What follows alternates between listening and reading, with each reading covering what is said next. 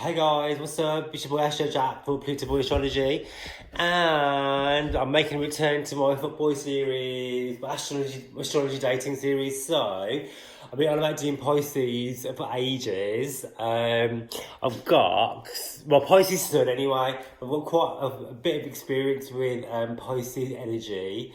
Mainly because they fall into my sixth house. If you don't know astrology, your sixth house is the house of undoing, and your house of enemies, and house of your downfall, etc., etc. Like, people whose planets fall into my sixth house literally just mess up my entire life. However, I've had some quite significant, important relationships with people who have had sixth house energy in my chart anyway. So I thought it'd be really cool to talk about some of that stuff.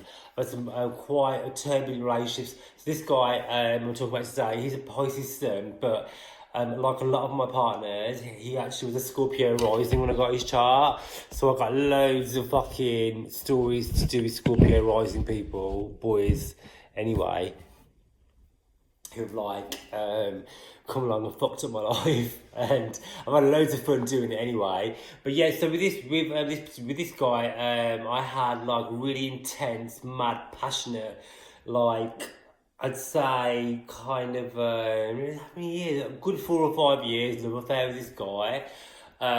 We were like in and out of each other's lives. We broke up like 7 times and got back together 7 or 8 times as well. We had this really turbulent, mad, passionate, codependent relationship, and this was a lot to do with the fact that we had loads of synastry going on. So synastry is like when you connect two people's charts together.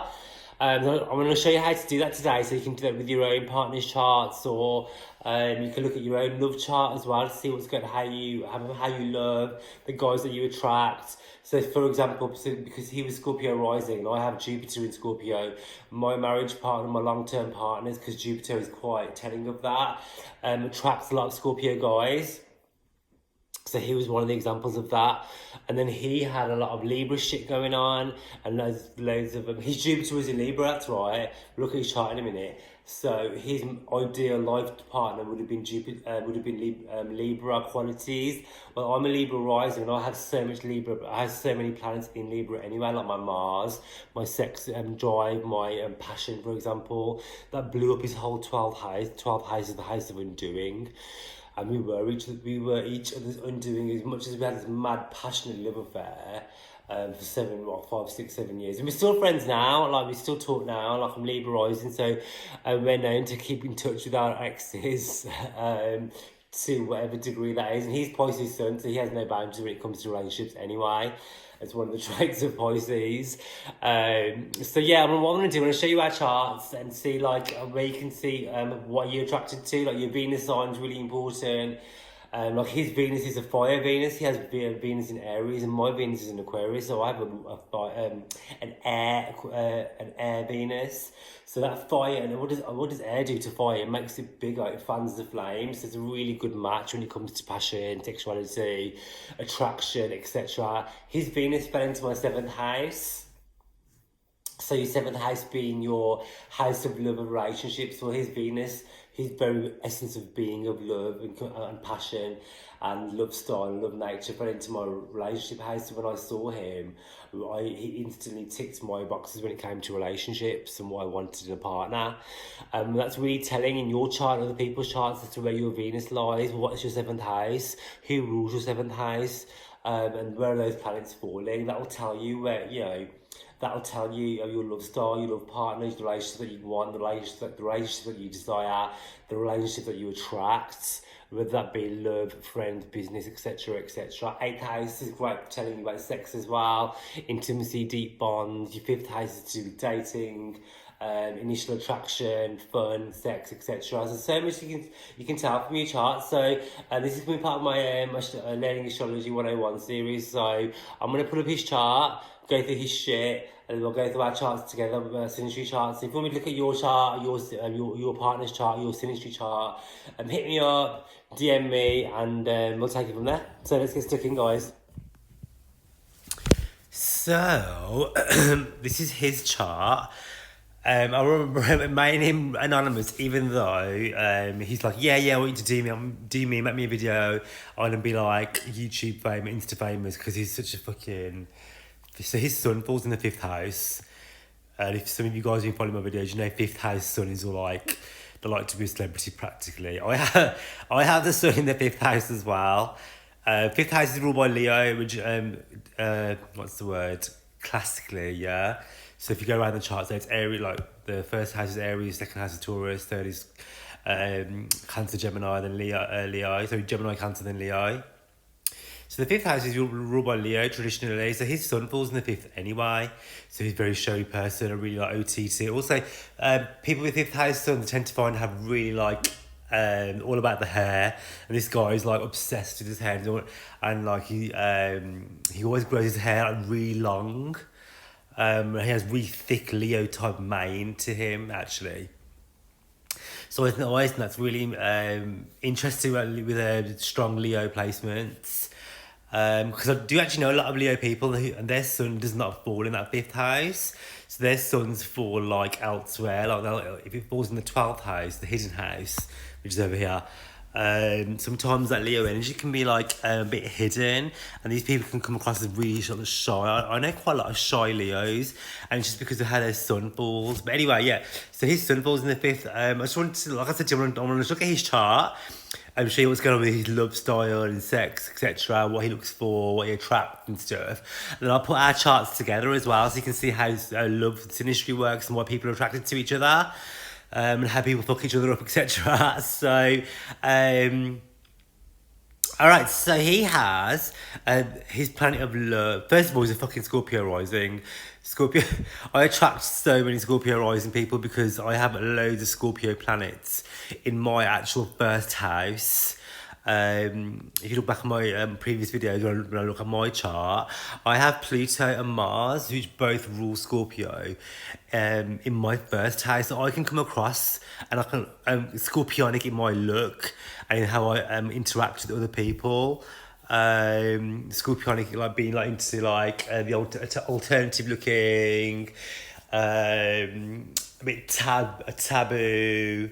That can give a quite a lot of sexual energy, having that Pluto and Mars and planets of sexual energy in that first house. So I emit that anyway. And apparently people say that to me, have quite intense sexual energy. So I'll naturally attract those Scorpio people, and he is a Scorpio rising, even though he's a Pisces sun. So when he was born, like in March, that's Pisces season, which is why his sun's in Pisces. But his actual rising sign is Scorpio. That's his actual main personality, his soul essence, etc., etc. How the first thing people notice when they see him will be the Scorpioness about him. I also have back to me. I have Jupiter in Scorpio. So Jupiter rules your marriage partner and people that you should settle down with, or people that you might attract as long-term commitments, and people that bring you lessons as well. So I have mine in Scorpio anyway. So having Jupiter in Scorpio, my ideal partner should be Scorpionic in nature. And I actually, because I've done a lot of charts for like different partners of mine, and I'd say 95% of them have been Scorpios. So it's no surprise to me that he was Scorpio rising, and he has one of the rulers, the modern day ruler Pluto, in his first house. So he comes across. He also gives off that really intense magnetic sexual energy. Like his whole look can be quite sexual, and he's a very sexualized person. I had that in my chart too. So actually when we first met, we had this magnetic chemistry between us, this kind of like really intense sexual energy, like unspoken sort of sexual energy, and that's having that, both of us having that Pluto in the first house of being. Also as well, when I was talking about marriage partners just before, he has Jupiter in Libra. So his ideal partner, long-term committed partner, life partner would be someone who's very Libra in their ways. And well, what am I? I'm a Libra rising. I've got a stellium of planets in Libra. I have Mars in Libra, Saturn in Libra, Pluto in Libra. I have a shitload of planets, which they call a stellium, when you have 3 or more planets, and my ascendant in Libra. So when he first saw me, his Jupiter would have been triggered, as to like, oh, this is the sort of person that I want to be with. and his Jupiter actually makes an opposition to Venus as well. So his love style, your Venus is your love style, and what you love, what you're attracted to, is actually would have been activated by that Jupiter in Libra, because I have. Well, my ascendant is, if you want to be super geeky, my ascendant and my Mars is my masculinity, my sexual energy, is at 14 degrees of Libra, and his Jupiter is at 11 degrees. So it would have set off that Jupiter. Oh my God, I want to marry this guy. I want to settle down with this guy. But also that red line going straight into his Venus would have been triggering his attraction to me, and vice versa as well, because it would have made a trigger from the opposition line. So he has Venus in Aries, so he's a very sexual person. He isn't afraid to go out and get what he wants. He can be quite dominant in bed, which I can verify. Will like to be dominated, and also Venus means you can attract dominant partners as well. He likes to be dominated a lot, so we like to say, in and out of the bedroom. His Venus, interestingly, makes a square to Mars, and I know him. Even though we've been broke up quite some time now, I know him quite well now, just as friends and stuff, because he's a Pisces sun. They have no boundaries when it comes to friends. Pisces in general, and I'm a Libra rising, and Libras like to be friends with everybody. So and Libras are known for having like a million exes as friends, just how we roll. But yeah, so because I've become quite friendly with him, I've noticed that he has quite similar relationship patterns that always seem to play out through aggression, bad choices, violence, etc. And that can come through this square here. See his Mars in Cancer. I see the red line going to Venus. Well, that line makes a square angle, like a 90-degree angle. So this can indicate that his relationships can be volatile. He can be quite volatile. He'll attract volatile lovers. He might bring that out in them. They might not be aggressive, but he can bring that out in them, and vice versa as well. Which I can verify as well. We had a very passionate relationship, and he's the only person that made me lose my shit so many times. And him too with me. We're quite aggressive towards one another, as well as passionate. And that was there's loads of indicators. This is one of the indicators, and also as well, he has Venus in the 6th house. Now, traditionally in astrology, and the 6th house is your the house of undoing, the house of enemies as well. So this can bring turbulent lovers and turbulence to your love life. So he confides in me a lot when it comes to his present partners and the hardships he's been having with them. And like, he has constantly people cheating on him. He's in abusive relationships, really like aggressive and non healthy relationships, etc. So yeah, this is indicative to this 6th house Venus in Aries. Venus in Aries can be quite passionate and fiery anyway. It's also making a square to Uranus here. So that Uranus is also all to do with unpredictability. It can mean that if you have this natal in your natal chart, Uranus square Venus, this can mean that you'll never settle. You'll find, I won't say never, but you can find it hard to settle down, whether you want to settle down, but you'll have a lot of lovers come and go in your life because you've got that Uranus square to Venus. Uranus is all about quick changes, sudden changes, unpredictability, etc. Also, interestingly, he has Neptune conjunct Uranus as well, so it's like almost that he'll have like loads of whirlwind romances because Neptune has no boundaries, and it can make you. This is square to his Venus, a 90-degree angle to his Venus. This can make you see your partner with rose-tinted glasses. They can be cheating on you, and like you wouldn't even like. A, you won't know, or B, you won't care. And this also makes the opposition to his Mars as well. So he's got this huge T square. See this chart? He's got massive. It's quite rare to have a T square in your chart like that. So where Mars is square to Uranus, square to Venus, square to Jupiter. So Jupiter is the great expander. Whatever Jupiter touches, it makes bigger and explodes and makes it 10 times worse or 10 times bigger, etc. So like they have these like really mad, passionate love affairs, which can escalate really intensely very quickly, but also end very quickly as well, bringing a lot of turbulence. That's square to Venus with the square to Venus, square to Neptune, down here can also bring like drink and drug problems, which you can verify.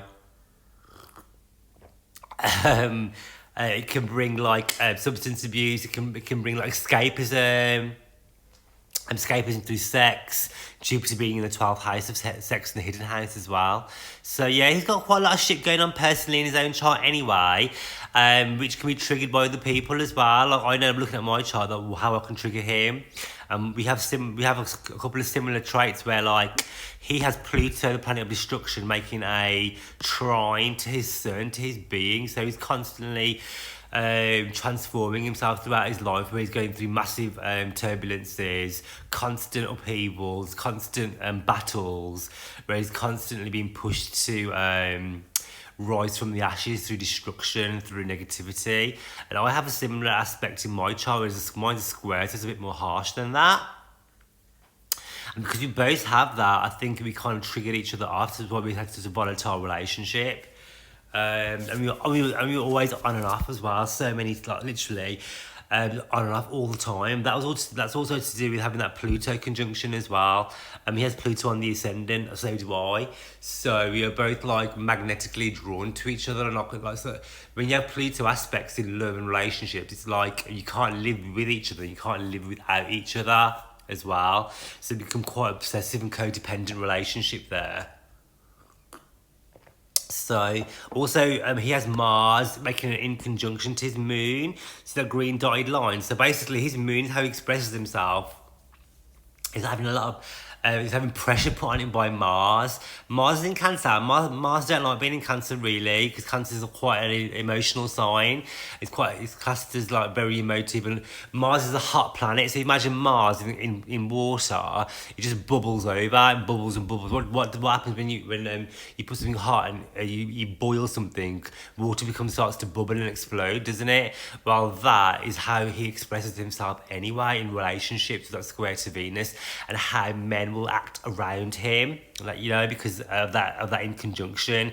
It can bring out the worst in yourself and other people as well. So his love life is quite afflicted, but there are loads of remedies you can do. I can work on remedies with people as well, how to remedy and rectify your chart with the planets that you've got when you were born, because ultimately we're here to learn life lessons and to evolve, so that your chart never wants to hurt you or upset you or give you setbacks. It actually wants you to work with it. So there are always remedies, like say for example Mars square Venus. The remedy will be to use that physical energy of Mars in Venusian quiet ways, or maybe in Venusian ways, like Venus's dance. So this could be maybe doing like a really physical dancing, learning how to dance, like hip hop or something, like quite an aggressive form of dance. Or it's Mars' sport as well, so this could be like learning into sport or something, getting involved in sports, painting as well, because Venus is painting, isn't it? Or even simple as like eating hot spicy food, because Mars is hot and spicy and Venus is the food that you eat. So that can be a remedy, how to cure like bad luck in relationships according to your chart. Before I move on to our putting our charts together, I'll show you how to put your charts together with your and your partners or your love interest, and see what it comes up with. Before I move on, he has what do I want to say about? Oh yeah, so his Mars is in the 9th house, and the 9th house is all to do with foreigners, foreign travel, different cultures. And Mars is the kind of guys you're attracted to, whether you're gay, straight, whatever. So the sexual energy that you like. So he has Mars in Cancer, so we are both of different ethnic origins. He always goes for guys of colour. He's white. So having Mars in the 9th house is really apt for that, because it really shows actually, He's attracted to guys of colour. He has Mars in the ninth house. Ninth house is what's different to you. He has Jupiter in the 12th. The 12th house is also foreign travel as well. Jupiter being your marriage partner. And he obviously goes for guys who are older than him, Jupiter being the teacher. 12th house as well being foreign. So he always goes for foreign guys, generally. Also having Jupiter in Libra, making an opposition to that Venus. Libra is all about the pretty boy, the finesse, the fuck boy. Those are the type of guys that he does go for, I've noticed. I can be put into that category at some point as well, because when I was with him, I was very much the fuck boy. Obviously, I've done a lot of work on myself now. I'm not like that now, but I still have that Libra tendency and that Libra pretty boy look. So let's move on, and we'll move on to the chart about both of our charts together, and we can see what comes up in our relationship and how it shows and plays through the chart. And so this is our chart together. So we have, yeah, as you can see, well, I don't know if you can see,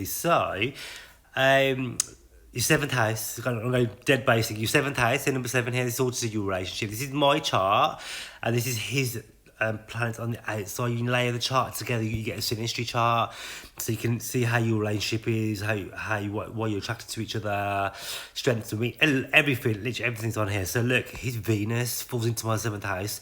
So when I first met him, I was like, oh my god, he's so fucking gorgeous. And that's because his Venus, his beauty, everything about how gorgeous he was, fell into my 7th house of relationships and what I am attracted to.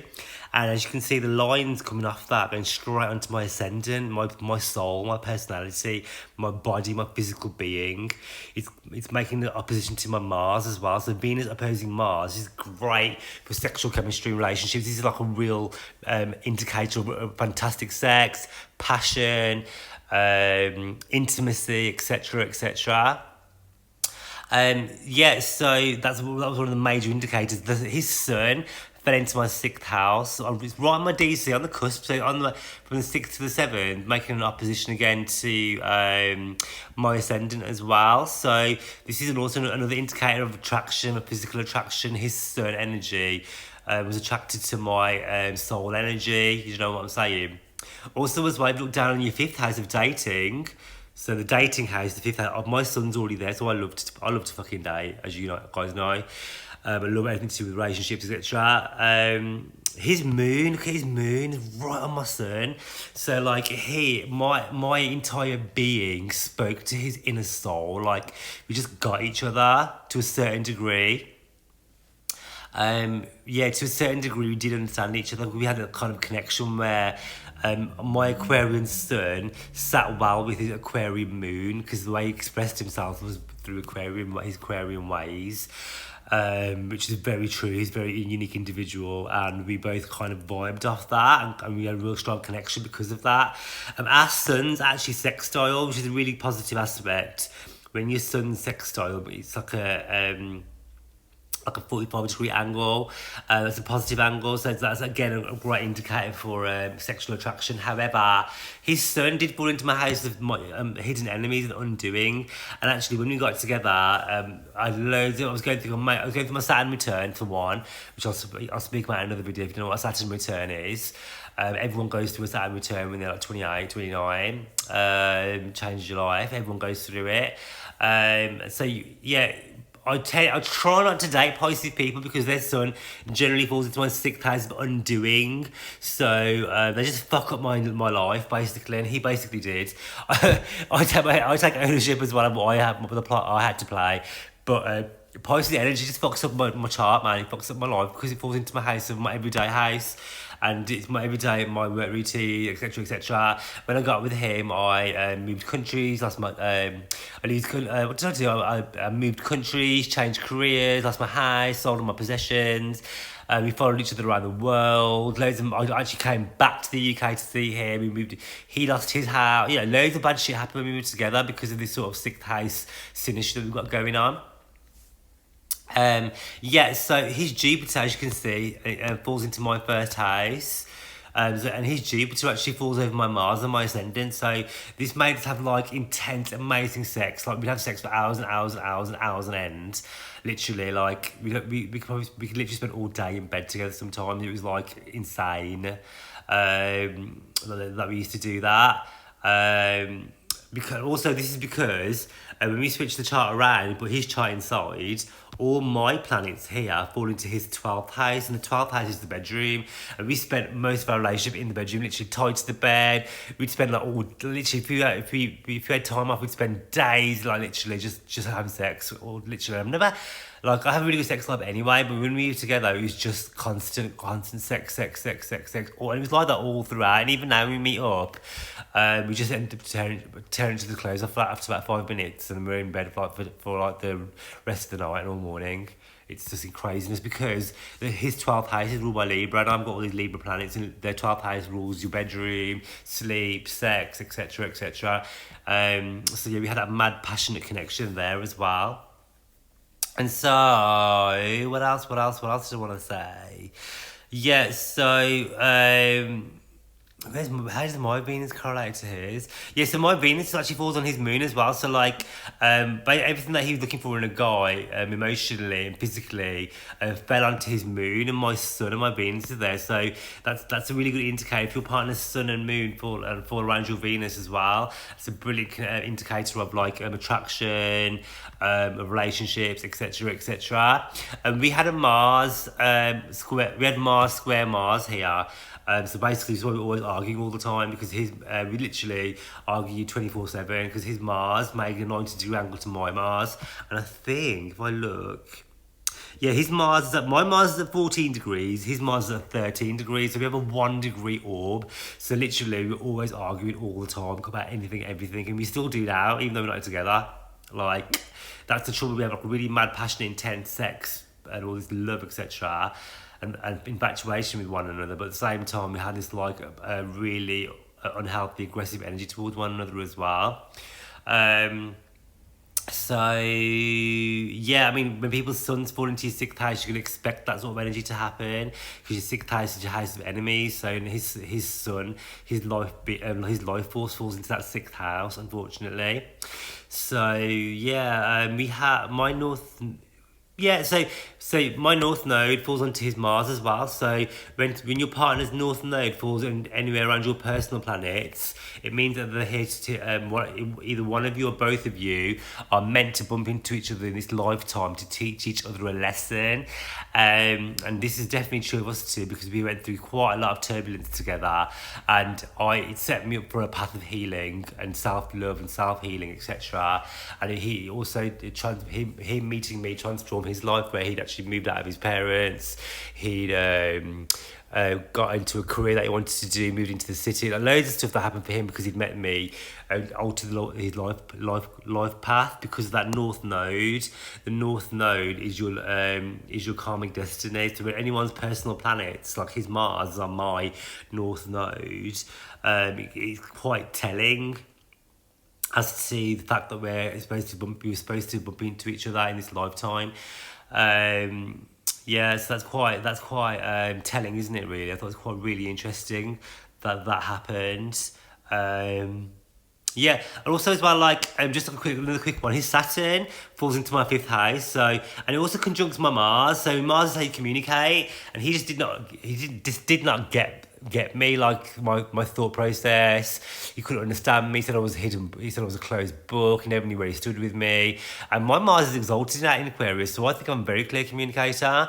But he just couldn't get it because his Saturn fell on my Mercury, my communication planet. Saturn blocks wherever it is, so we had this communication barrier between us. Also, his Saturn fell into my 5th house of fun. And when I was with him, when he met me, I was a party animal. I was really wild. And when I got with him, he kind of put a stop to all that. He slammed the brakes on my fun and my party time. And Saturn, if your partner's Saturn falls into your 5th house, it can have that tendency to stop you having a good time. So that's just a quickie, really, of synastry and how synastry works. I wanted to add to my fuckboy series. So yeah, keep your eyes peeled for more videos, my fuckboy series, my astrology dating. If you want me to look at your chart or your partner's chart, hit me up and check out my services, and I'll catch you in my next video.